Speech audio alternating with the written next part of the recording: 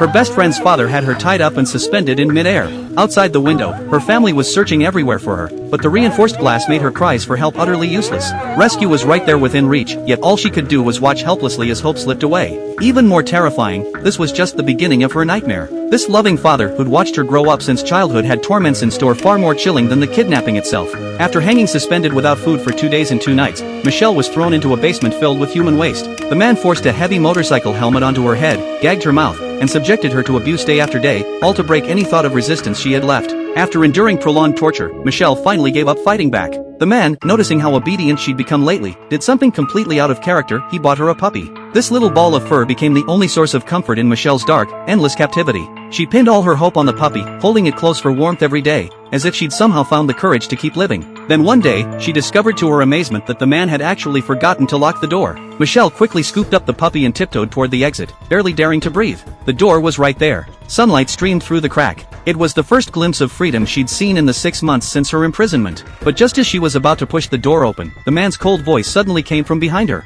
This time, he didn't lay a hand on her. Instead, right in front of her, he strangled her beloved puppy to death. It had been a test all along, and every act of defiance from Michelle only brought even crueler retaliation. But what no one expected was that this girl, tortured to the brink of collapse, hadn't completely given up. Then one day, the man's mother suddenly came to visit. The sound of conversation outside the door became the only ray of light in Michelle's desperate situation. She used every ounce of strength she had to bang the helmet against the post behind her. The dull thuds echoed through the basement. But the reinforced door was too thick for any distress signal to get through.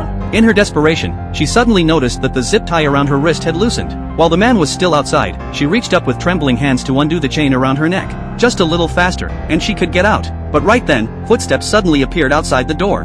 Faced with this rare opportunity, would Michelle actually manage to escape?